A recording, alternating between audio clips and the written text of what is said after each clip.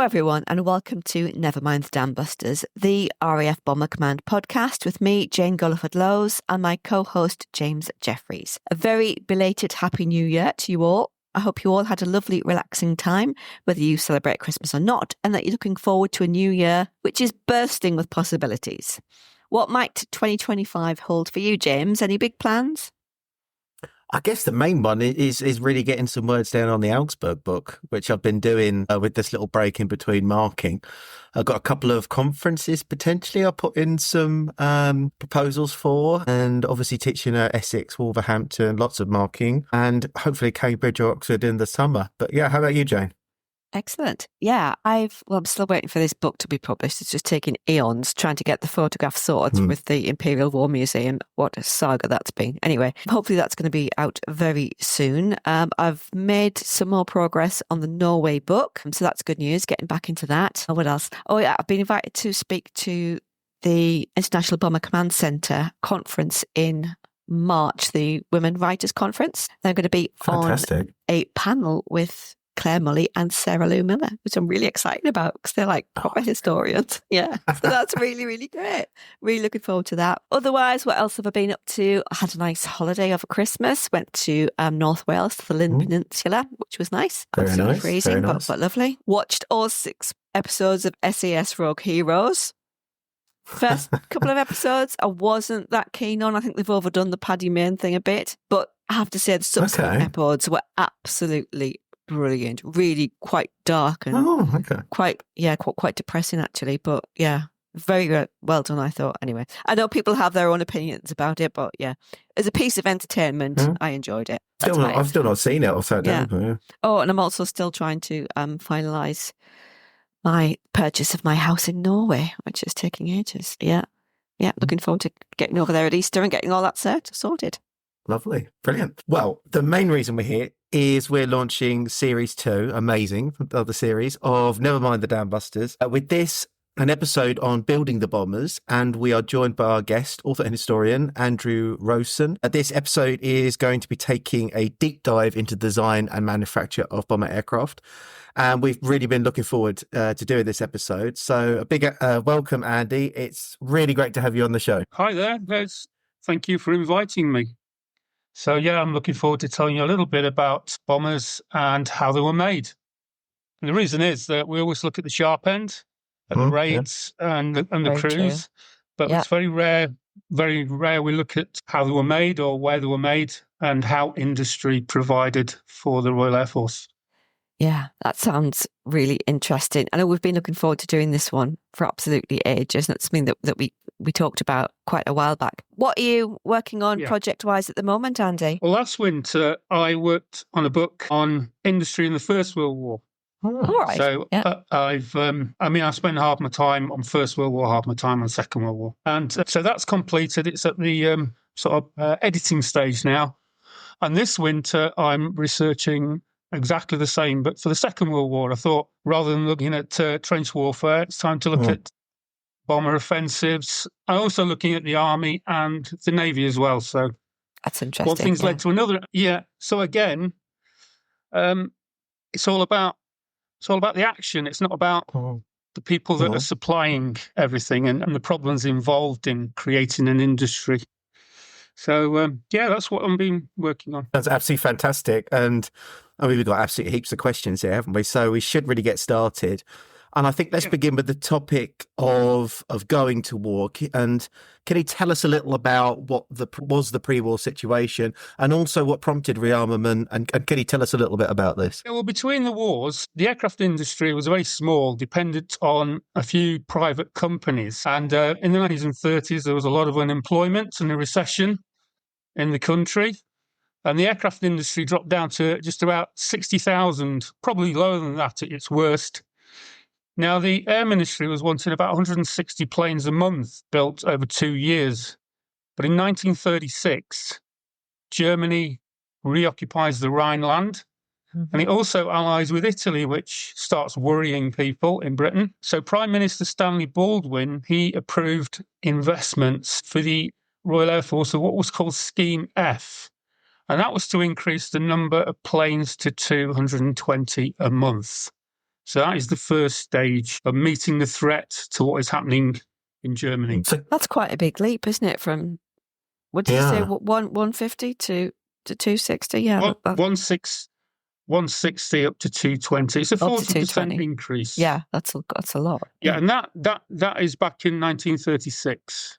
Right. Yeah. So I was wondering, can you tell us a little bit about shadow factories? What were they and what did they do and how do they fit into things here? Yeah, well, the problem was that the existing private companies, they soon were running out of space. So what the government decided to do was to give them money to extend their factories and also to duplicate the factories, and they called them shadow factories. And what would happen is that the government gave the money, and the aircraft companies which had experience would build another factory ready to run it. And that was preparing for future troubles across Europe. Now, part of this was that the existing aircraft factories were either in the south or in the Midlands. And were well aware that these would become easy bombing targets because they're huge buildings. So the new ones, what they decided to do was they decided that a lot of these new ones will be built in the north and the west.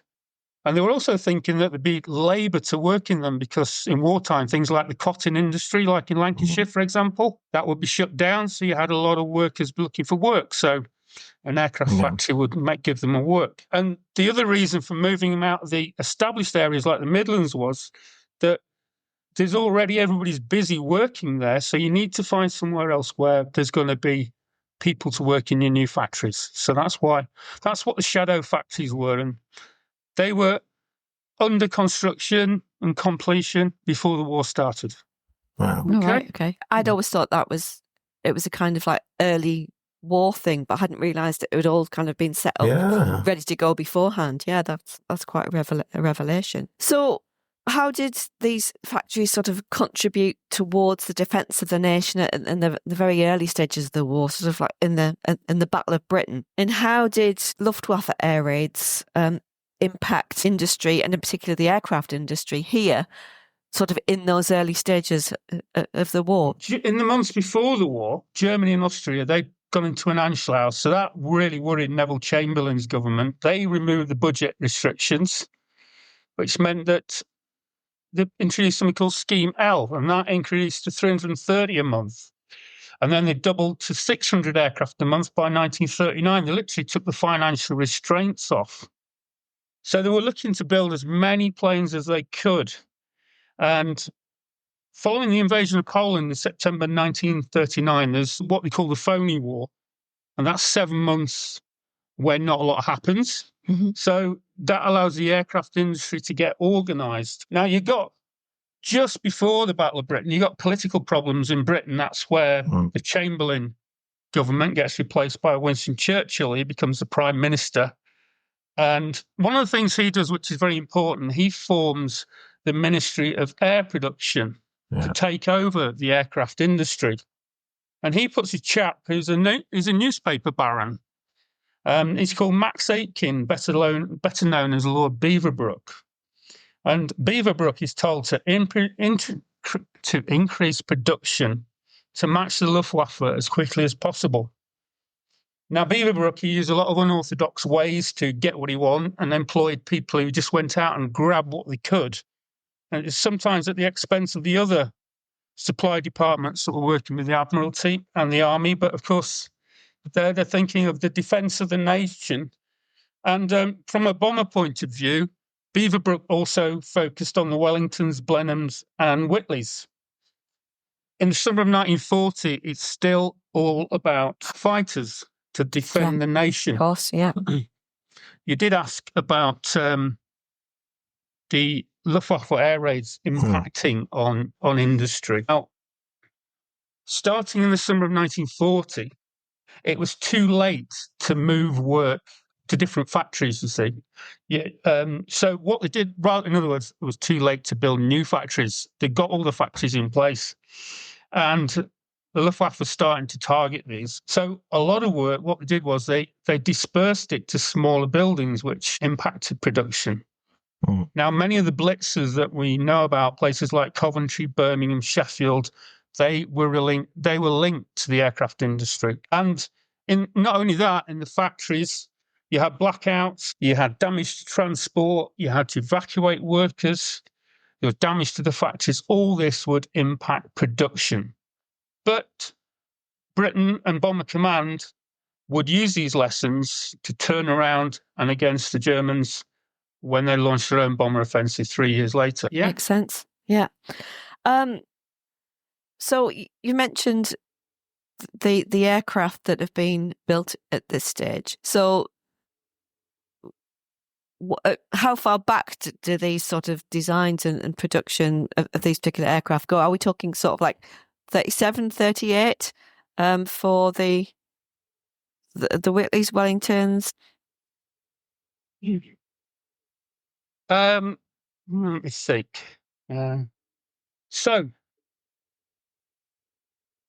looking at improving existing designs rather than trying to make new designs. The reason is it takes such a long time to get from the drawing board through to producing a new plane. And you've got a lot of different establishments looking at how to make a plane. You've got the Aeronautical Research Committee, they were into aerodynamics. You've got the Telecommunications Research Establishment, they're looking at radar and development of that. National Physical Laboratories looking at the structures of aircraft. And then once you got your aircraft together, they're tested by the Royal Aircraft Establishment at Farnborough. Now, you've also got a lot of directorates, and they're all looking at how things like weapons, bombs, engines, equipment, communications. It's all a lot of things that you've got to bring together. And all these things are made at a lot of different factories. Now, before the war, it would take a long time to get from the design board to full production. For example, the Wellington would take about 7 years. Halifax, Manchester, and Halifax, Manchester, and Stirling, they took 4 years. And the reason is that you get a design, you get to, you got to do it in the workshops, then you get it to a prototype stage, and that's before you can even ask a factory to start making it. And then you got to get it right. Now, in wartime, everything's a lot quicker because there's a lot more urgency. So the Blenheim took 2 years, the Lancaster only took a year, and the Mosquito took just 7 months for the same thing. Wow. But engines were another thing. That's just, you've got the money and you've got the facilities and everybody's urging you to get on. Yeah. And you're also learning from what the Germans do as well. But it could still take 2 years to develop an engine until it was what they wanted. And in all this, what we've got to remember is that, if you've got a tank, for example, and one thing doesn't work, your tank breaks down and you repair it. In an aircraft, if one thing breaks down, your aircraft crashes. So you've got to get your aircraft just absolutely perfect. Otherwise, your crews lose confidence in that. So, you only get one chance if an aircraft goes wrong. So that's why it took so long. Yeah, that's true. So as the war progressed then, and the scale on the demand on factories did too, how did industry sort of move over to the offensive? What point are we talking about mass production techniques being brought in and being adopted, and how was that change sort of accomplished? Well, in 1941, there's a chap called Colonel John Moore Brabazon. He takes over the Ministry of Air Production, and he's got a more formal approach to management. And the Air Supply Council starts to study all aspects of industry as well. What they were trying to do is to match supply with demand. And the reason why you need that is so that the Air Ministry can plan what it wants to do. So the Air Ministry needs to know how many planes it's going to have and when it's going to have them so that it can get on with deciding how to plan offensives. And a lot of that is about matching all the components. So you've got each factory making enough of everything to get the best out of them. The Colonel John Llewellyn, he then took over in September 1942, followed by Sir Stafford Cripps, and he would be with the Ministry of Air Production until the end of the war. At the end of 1942, he brought in the first full production programme, and he started with what he called Scheme A, and that was based on what companies forecasted. So it's based on a lot of estimates. And then that becomes Scheme B as the experience of what they're actually doing, because everybody was quite optimistic, and it's always a lot harder than what they think. And basically the quote I've got is that the orders were often unnecessarily frequent and often hysterical. So Everything's what we call nowadays just in time. I need that. I need that. I've got these planes. There's one thing missing. I've got those. We've got a problem with the real raw materials, etc. So it's not as easy as anybody thinks. But the Allies, they decide they're going to do their bombing campaign at the Casablanca conference in January 1943. And the way that it's looked at is that the Ministry of Economics had identified bottlenecks in the German supply chain. And the idea was, and Cripps would say, that the more Axis industrial and transport facilities we can destroy from the air, the weaker will become the German resistance. And that was the way they looked at it. So from that, they've looked at where we're going to hit. So we need that type of bomber. We need that range. We need those bombs. We need the factories. We need the workers. We need the raw materials. So can you see how it works backwards in the supply chain? Mm. Yeah. Now, as I said, many of the factories to begin with were in vulnerable locations. So new ones were built in the north and west. So you had your Halifaxes built in Lancashire and Lancasters in Manchester. You got airframes being built in Weston-super-Mare, Stoke-on-Trent, Bradford, Chester. You got Wellingtons being made in Weybridge, Blackpool and Chester. So you got all these big factories opening. And the original factories has only been very small.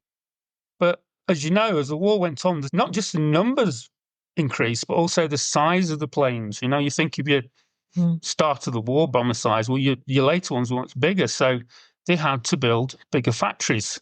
So AV Rose, they built 6 million square feet of factory. English Electric had 2 million. And English Electric, I know you like your Halifax, that was the company that made them up near Preston.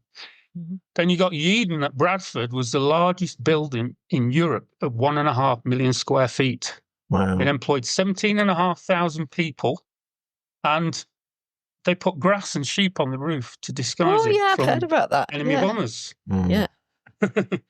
But there's also a lot of little small factories. They're like subcontracting, making all tiny bits that are all brought together. But if we look at how many people are being employed, you've got Vickers have got 53,000 people, AV Row 35,000 people, Roots 13,000 people, English Electric 13,000 people. So that some very big companies. And I assume that quite a lot of these workers, of course, would have been women, which certainly wouldn't have been the case perhaps in the latter stages of the 1930s. No, because you need a lot more workers for the bomber offensive, and conscription, it involved the men. They need men for the armed services. And what they're doing, they're moving workers around the country, trying to simplify manufacturing so that less skilled workers can do the jobs. And they're also training new workers. So the large companies, they would train their own labour. And the government Ministry of Labour, they set up training centres to train for other companies. And in early 1941, they started training women. Now, there had been a large female workforce in the First World War.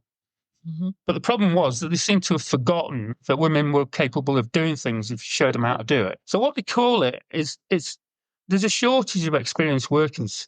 And the issue is mainly with trade unions that they have to relax what are called rules on demarcation. It allows non-union labour. It allows people to do jobs that like multitasking, basically. So that means that you get your skilled people teaching your unskilled people. And it's called dilution. And what you have is your experienced staff.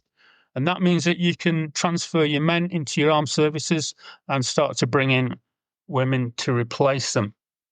Now, management thought it'd be difficult to organise. The unions were worried that women would become cheap labour. What they did was they were paid the same if they were on traditional men's jobs and less on women's work. And that occasionally caused issues. There was one big strike up at the Rolls-Royce Merlin factory in Glasgow for quite some time because an argument over women getting paid lower than what they should have been.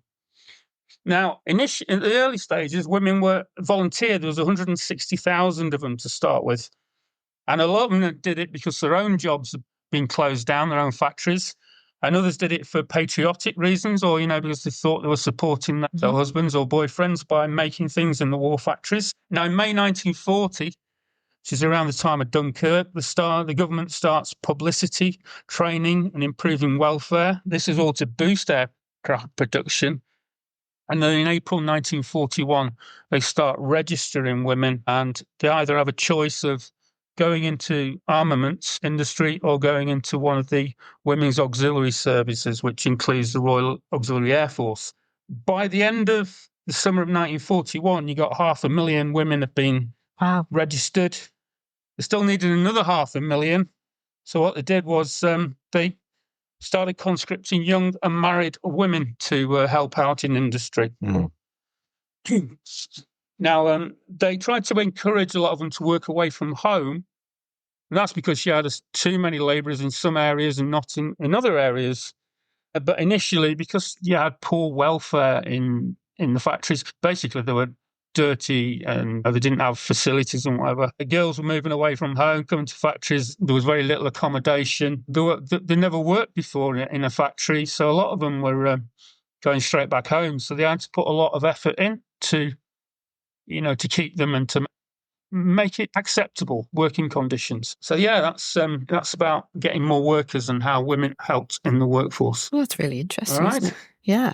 We've talked about manpower, or in this case, woman power. But how are the factories equipped with all the tools and the machinery that they needed to be able to construct these aircraft? Because at the time, there must have been a massive sort of battle for resources, because obviously there's just so much construction going on of armaments generally. Ships, tanks, munitions, etc. They're all sort of competing for the same raw materials. So how does that actually pan out?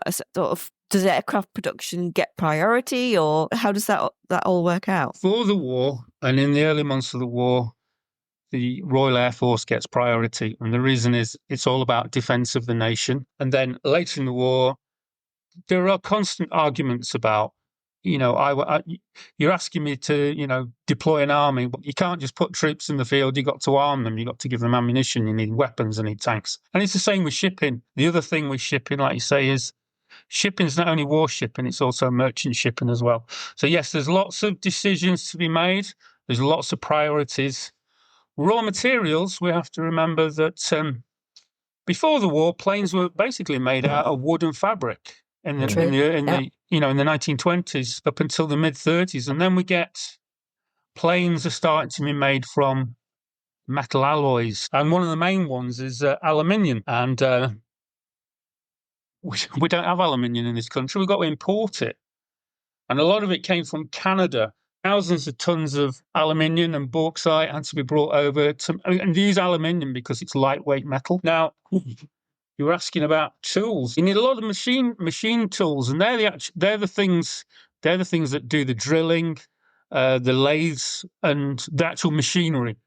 But also you've got what they call small tools, and that's when you do a drill or whatever, you got your drill, and then you got the bit, and then the bit wears out, and you need another bit. It's exactly the same. They need lots of little lathes and cutting tools and drills.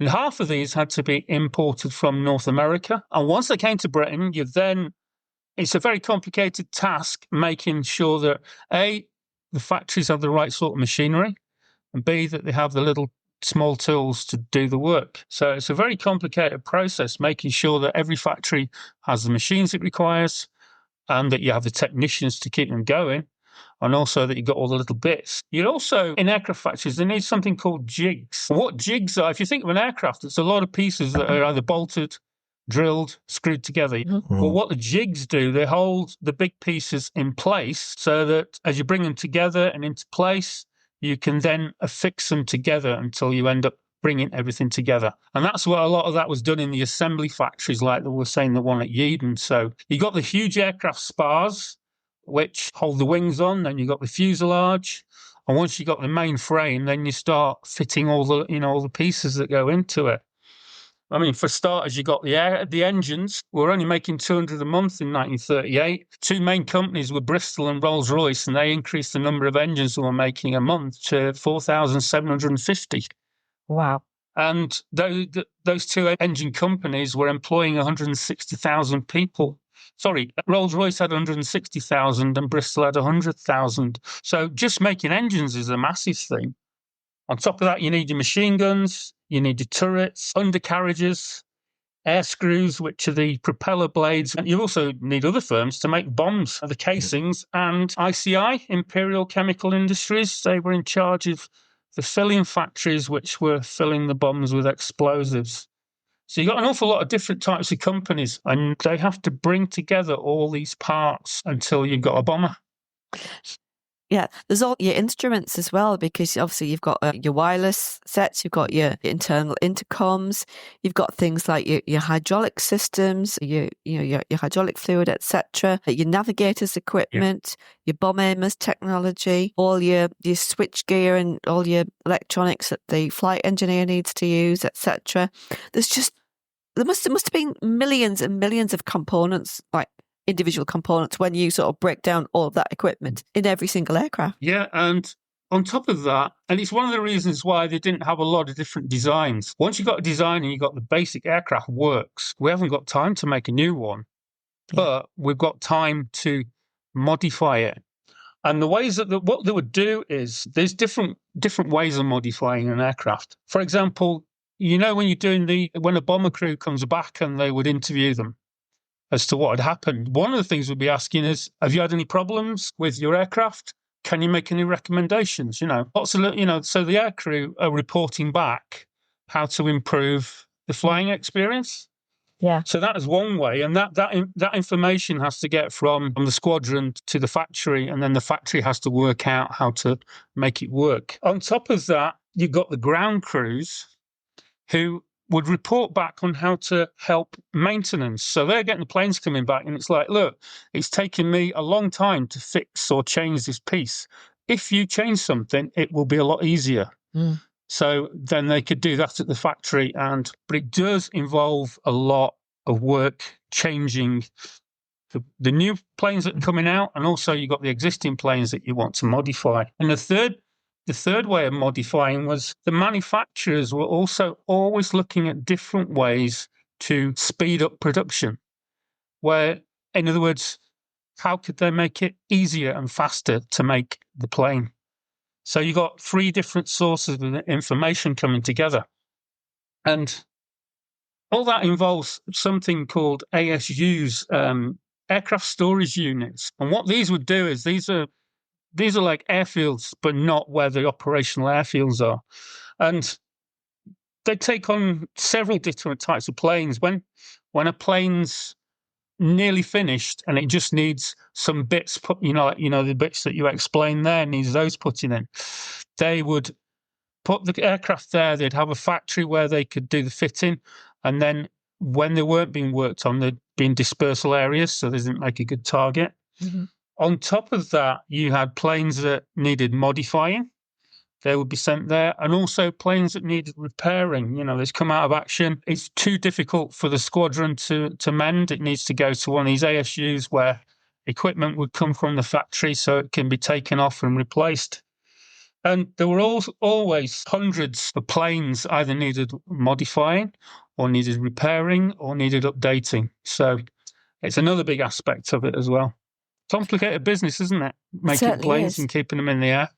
I'm just thinking about all the horrific sort of development issues and modifications that the Halifax went through to get to the Mark III, which is obviously the biggest production and the most successful. I mean, that was a completely different beast from the Halifax that they were flying in. Late 40, early 41. I mean, that was an absolute death trap for even the Mark IIs as well. They were an absolute death trap, really, until the Mark III came in. Of course, they changed the engines. That they replaced the Merlin engines with the Bristol. Was it Hercules? I think they put on the Halifax. Was it Hercules or Centaurus? No, it was Hercules. Yeah, I mean, yeah. Okay, right. And then you have the engine issue with the Manchester, which is why you ended up with the Lancaster. Yeah. So it's a similar thing. Yeah. I mean, a lot of the planes, the government would put a specification out and companies would work towards it. But occasionally you had private ventures, they're called, and the famous one is the Mosquito. And that's where de Havilland just go, oh, we've got a great idea here. let's crack on and see what we come up with. And then after 7 months, they went, here we go, we've got a light bomber. What do you think? And they took it on. But most of the designs came out of the Air Ministry would say, we want a bomber to be able to go this far, carry this much, and have this ceiling height and this speed. And then the aircraft companies would work on that. But I'm just thinking about the distribution of these aircraft. And so when they roll off the factories, whether that's kind of Manchester-ish, whether it's Cricklewood, where I know Hanley Page had a factory down there, how are these then actually distributed to the squadrons? Is that through the ATA or Ferry Command, or how do they actually get the aircraft to where they need to be? Well, the Ministry of Air Production had what I mentioned, those aircraft storage units. And once they've gone through the factory, they're then sent to those aircraft storage units for the final fit out. Because when you do the final fit out, you've got to make sure that it actually works before you hand it over to the squadron. And once they're sure of that, then they then go to the squadron. So the ASU's aircraft storage units are where they're like in a limbo, which is the factory's done what it can, and then it needs finishing before the final checks. So you need to take it to an airfield to be tested out before you hand it over to the operational squadrons. So we've talked about constructing the bombers, Andy, and all the various tests and modifications, etc. But what about when there were sort of like major repairs to be done? Were they generally repaired on squadron, or would they be sort of sent elsewhere? How did all of that work? Did they have to come back to the factories, or what happened there? No, so in the supply chain, you got the factory, then you got the aircraft storage units, the ASUs, and then you got the operational airfields. The operational airfields will deal with the minor repairs, patch-ups, etc.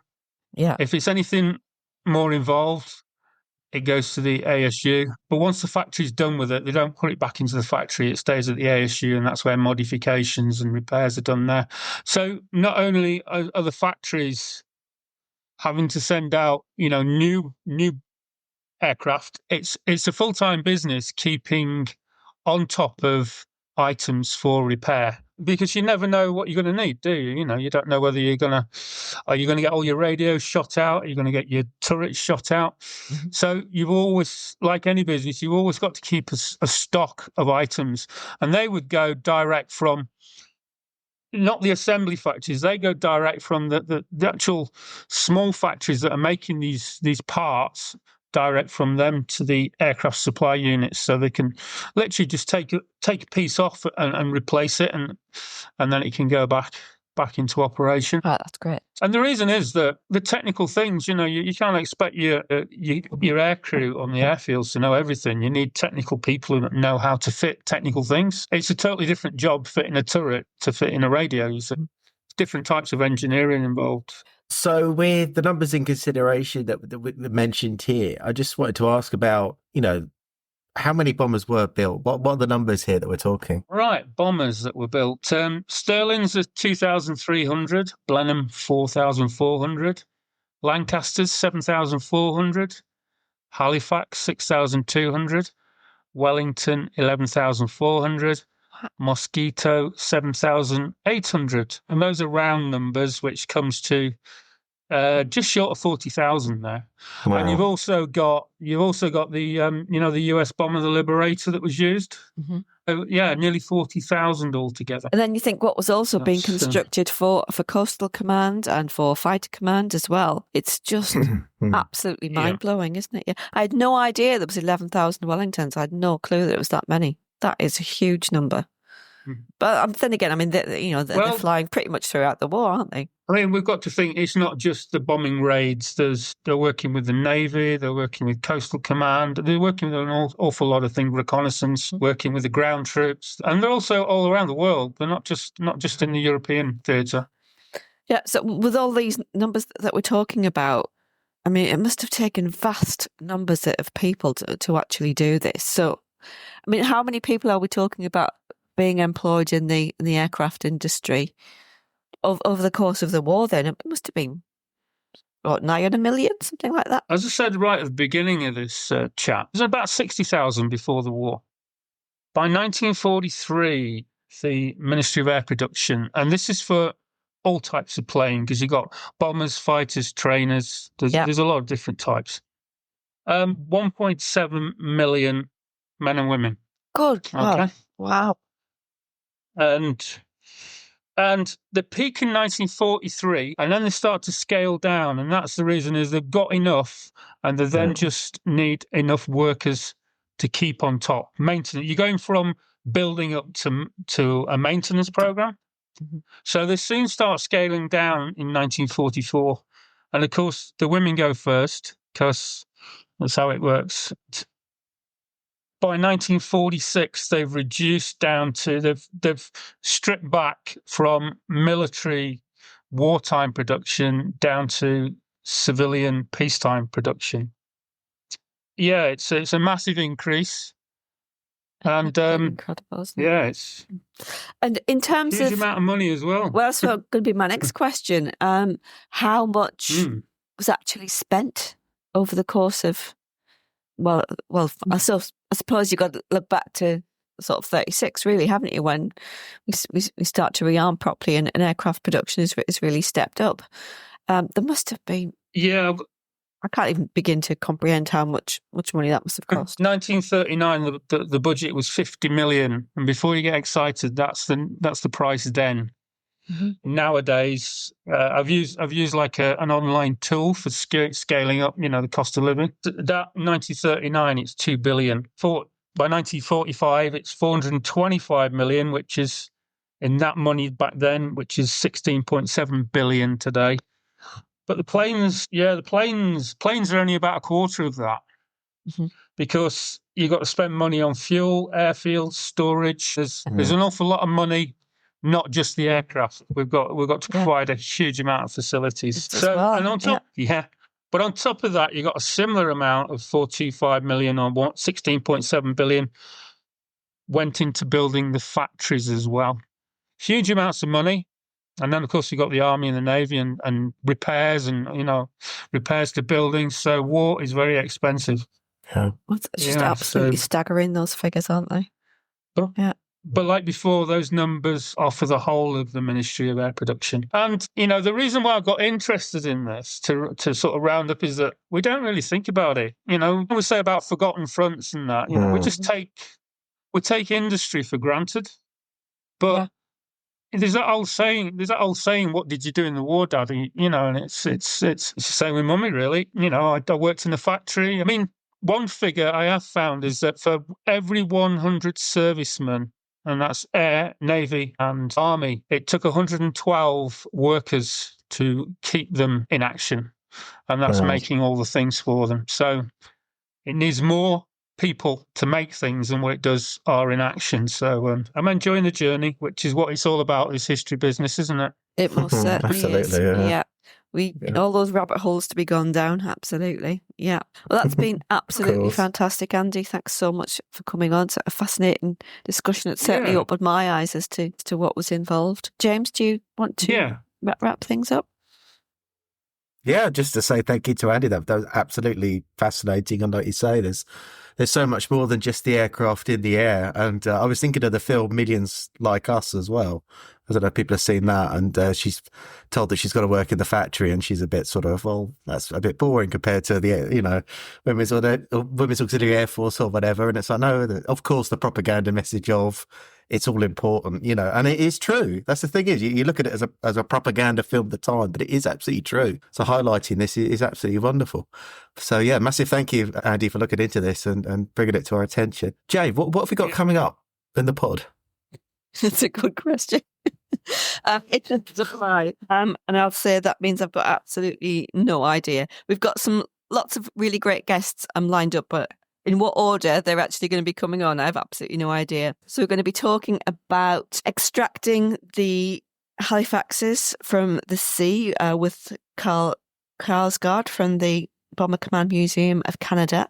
We're going to be talking to Andrew Panton about Just Jane, the Lancaster, which is based down in Lincolnshire, the Lincolnshire Aviation Heritage Centre, I think it's called. We're going to be doing more Coastal Command stuff because people are always asking for that. So we've got Jamie Heffer coming on to talk about Coastal Command. We've got Sarah Lou Miller coming back at some point to talk about some post-war stuff, actually. Operation Manna and Operation Exodus. Lots of people have been asking for stuff about Exodus. And we're hoping to have Alan Allport back on at some point in this series as well. Dan Ellen will be coming back, of course. We are hoping to do something about Dresden to mark the 80th anniversary. We're going to be doing a feature on VCs as well. So yeah, we've got absolutely loads of really great stuff coming up, stuff that we haven't really touched on before. While I'm here, I would just like to say a big thank you to everyone who's listened, especially to all our new listeners. And it's amazing that we've been picking listeners up from absolutely all over the world. And I mean all over the world. So this week we had new listeners in Kathmandu, Marrakesh, South Africa, Japan, numerous places in the States and Canada as always.